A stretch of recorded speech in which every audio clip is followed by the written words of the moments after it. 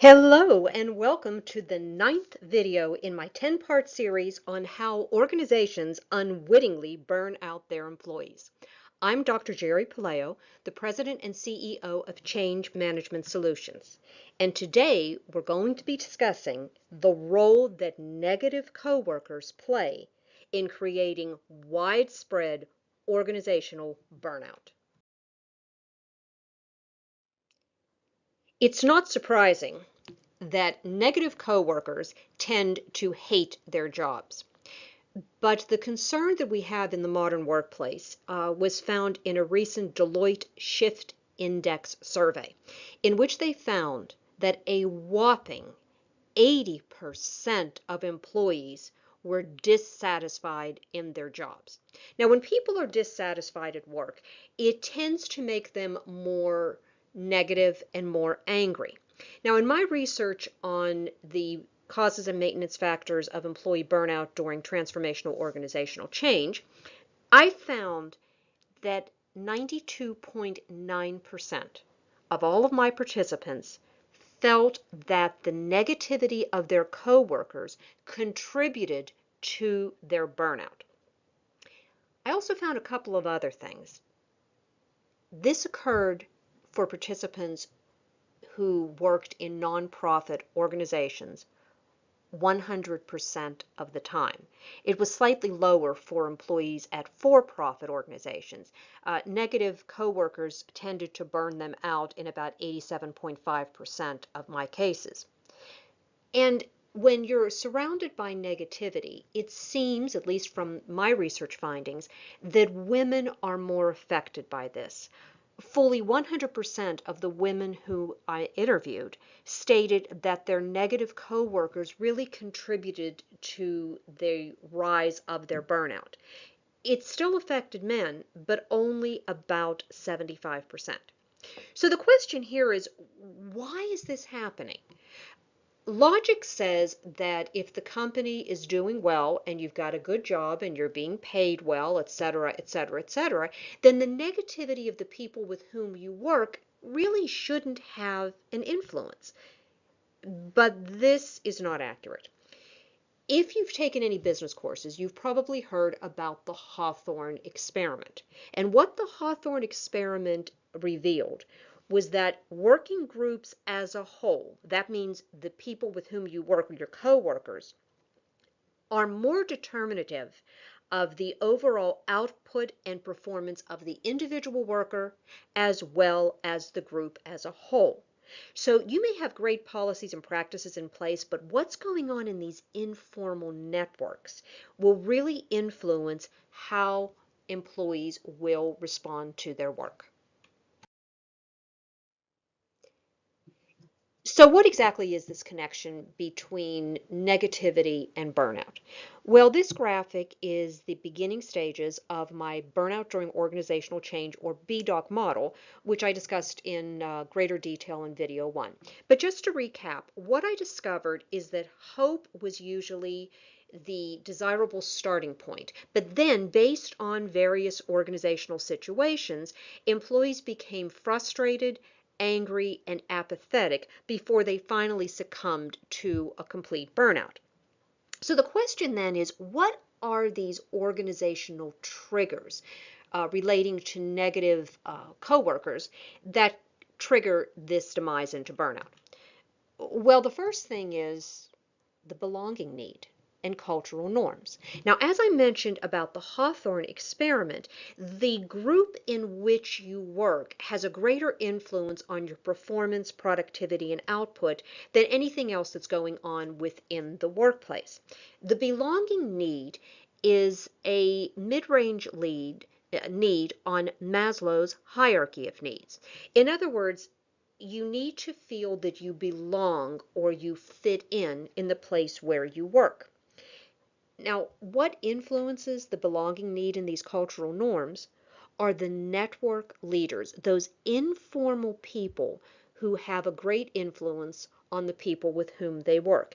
These network leaders are vastly more influential than the formal leadership that is involved with creating organizational policies and practices. Now, another organizational trigger is when there is a large amount of turnover, be it voluntary, in which the employee says, I'm out of here, I'm not dealing with this anymore, or involuntary, which would be a downsizing or a reduction in force. When there are these downsizings or rifts of tenured employees or employees who've been with the company for a very long time, according to one of the participants in my study, there was a great deal of anger, stress, and burnout immediately after a 30-year employee was downsized. And this person was downsized only a couple of years before they were ready to retire. So a reduction in force of a tenured employee or when engaged employees leaves creates an environment in which the negativity tends to build. Now, all this leads to an erosion of relationships. There is a security need on Maslow's hierarchy. That's one of the fundamental needs right above physical needs. But the security need at work is when there are people whom you can talk to and discuss your fears, your frustrations, your goals, or anything else relating to the workplace. Now, I mentioned before informal networks, and these are those networks of workers that don't appear on any formal organizational hierarchical chart. You can consider the informal networks that you're a part of at work to be your nuclear work family. Those are the people with whom you're closest. All the other employees in the organization and the departments can be viewed as varying degrees of cousins, first cousin, second cousin, third cousin, and so on. When people leave the organization, either voluntarily or involuntarily, it erodes these relationships, and people end up becoming very frustrated and eventually burned out because they don't feel that they belong any place at work. They don't feel that they fit in. They don't feel that they have a soft place to land. And this causes a lack of emotional support at work. In other words, who's going to leave next? Should I confide in this coworker or are they going to leave too? And God forbid, am I going to lose my job based on what is going on? And when there is a culture of negativity, this loops back into creating increased levels of fear, anger, and resistance. If we go back to that Hawthorne experiment, workers who really want to do their best will often be chastised or even alienated by all of the other coworkers with whom they work who have a more negative attitude towards the job and their employees and their employer. In other words, an employee who is generally positive will become more negative just in an effort to fit in and belong because they don't want to be ostracized. But this kind of negativity destroys hope and drive, and it can be a cancer spreading throughout the organization. And when that happens, the result to the organization is that you have a workforce that will perform only at the bare minimum because the negativity of coworkers in those informal networks basically tells them not to do their best or we're no longer going to accept you. And employees are human beings who want to feel that they have a place and they belong. So the key here in dealing with negativity in the workplace and negative coworkers is to stay positive.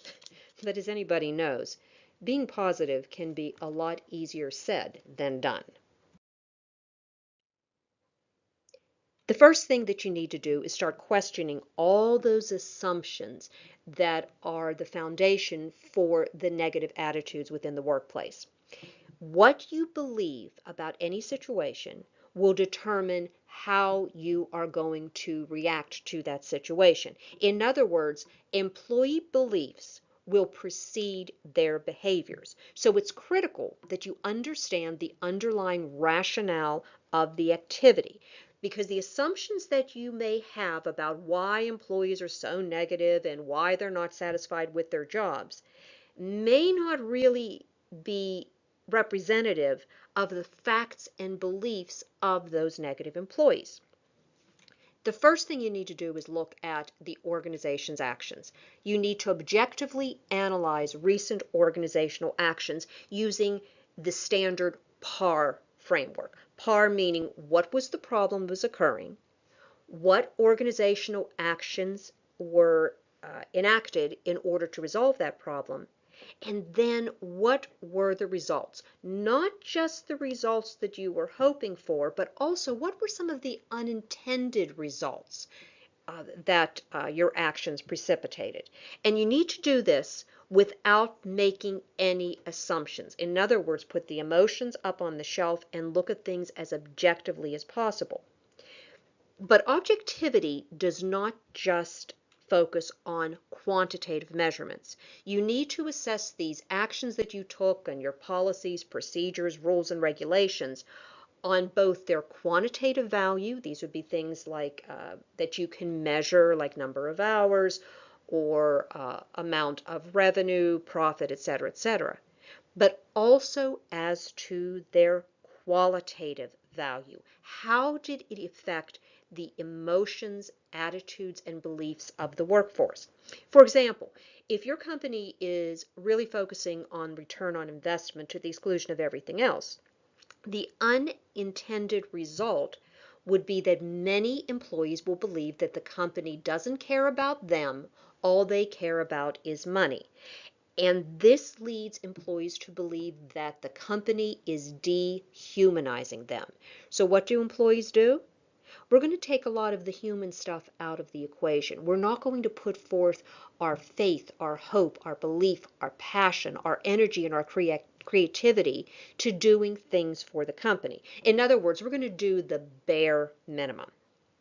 And when there is such negativity in the workplace, once you finally figured out how your organizational practices may have actually contributed to the emergence of this negativity, you need to start taking proactive steps to open the lines of communication.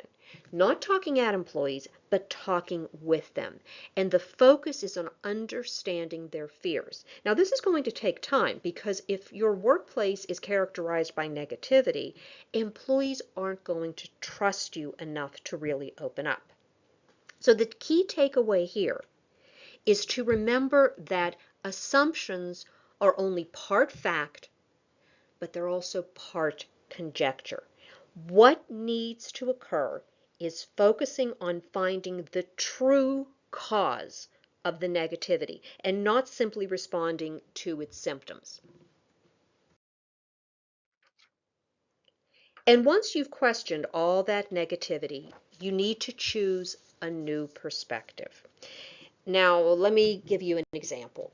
A reduction in force or downsizing might really be quite beneficial and good for the company's bottom line. But when you have a lot of downsizing and tenured employees are leaving the organization, this leads to survivor syndrome in the remaining employees. In other words, the employees start becoming fearful, angry, they're much less trusting of the organization and what it is that you're saying, and they're much more likely to burn out. Perspective is critical. In fact, your perspective on a situation is the reality of that situation. This is often seen more in my research at least, in the change targets. 67% of my change targets are the employees who were told to implement the changes but had nothing to do with leading them. 67% of them said that their burnout was caused, at least in part, by the negativity of the employees with whom they worked. Only 25% of the change leaders really had that. But it has to deal with perspective. A change leader might be focusing on the bottom line, whereas the change targets might be focusing more on how it's affecting them and their coworkers. So to choose a new perspective, after you've questioned your assumptions and determined what the real causes of the negativity in the workplace are, you need to constantly strive to build employee trust. When there is trust and open communication in a workplace, the result is a culture characterized by honesty and transparency. But how do you build trust? It's easily lost, but it takes a long time to build. One way is through team building events. The problem with some team building events is that they're a feel-good exercise, but they really aren't trying to make any paradigm shifts in employees where they suddenly get that aha moment where they see things in a different light. To have that aha moment, the team building events have to allow, encourage, and embrace candor and transparency. And that can be a little difficult when people are really honest about what is contributing to their negative attitudes. The other thing is to embrace participative management. Participative management is not, I say jump and you say how high. But participative management is where you talk with employees, not at them. And the time in which you talk to them is before the company introduces any new policies or decisions. In this way, employees' fears are heard and they believe they are heard. You need to also act upon what it is that they're saying. But the value of participative management is when employees are involved in the decision-making and problem-solving process. Even if the actions the company takes are not fully what they wanted, they tend to be more committed. There's more buy-in because they were a part of the process to resolve the problem. And also, as I mentioned before, the power of those informal networks. Don't exclusively rely on formal organizational leaders to change a culture in which negativity has taken root. Focus on those informal networks. Remember, those are the nuclear work families of employees, and they have a huge influence on how employees will view their work.